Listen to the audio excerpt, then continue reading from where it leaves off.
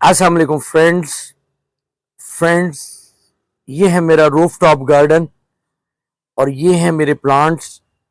आज दिल किया काफ़ी अरसे के बाद एक वीडियो बनाई जाए और आपसे इन प्लांट्स को शेयर किया जाए। ये आप देख रही हैं कि ये छत पर मैंने एक क्यारी बनाई है। ये एक छोटा सा बेड है।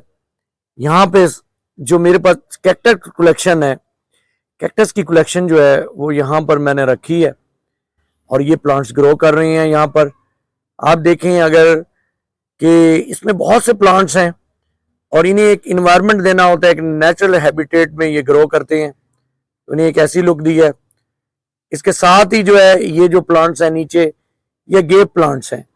मेरे पास पहले ज़्यादा इंडोर प्लांट्स की कलेक्शन थी, लेकिन उनकी केयर और पानी वो लोग प्लांट्स ज़्यादा मांगते हैं, तो मैंने फिर ये अगेव पे आए हैं और ये अगेव प्लांट्स की सैकुलेंट्स प्लांट की मेरे पास कलेक्शन है।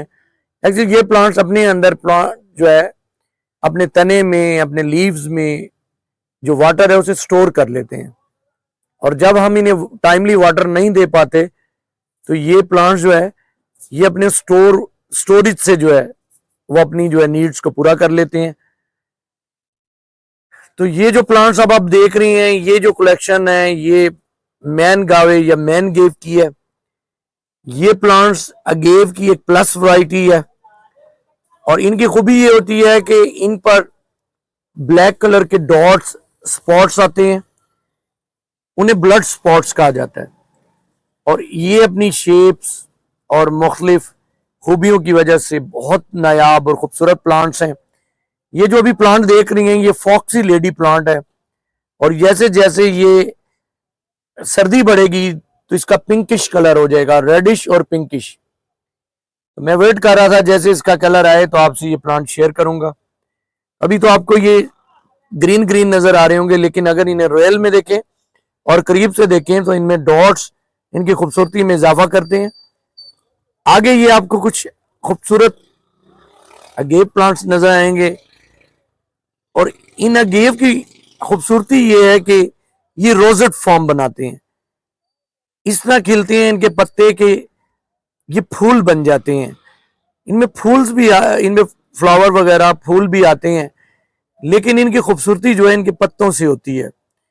इनके पत्तों में ग्रीन, येलो, वाइट लाइनिंग से इनके नेम होते हैं, इनकी पहचान होती है, और इनका कोई खास डोरमेंसी पीरियड भी नहीं होता।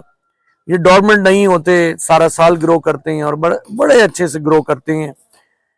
जैसे एक आता है पतझड़ का मौसम, तो पतझड़ में जैसे ये देखेंगे ये पत्ते गिर चुके हैं। ये एक प्लांट है प्लूमेरिया का, तो ये देखें ये गुलचीन जिसे कहा जाता है, तो इसके पत्ते देखें गिरे हुए, देखें गिरने शुरू हो गए हैं ठंड से। और लेकिन ये देखें इनमें आपको कोई पत्ता ऐसा येलो नजर नहीं आएगा, कोई पत्ता गला हुआ सड़ा हुआ नजर नहीं आएगा।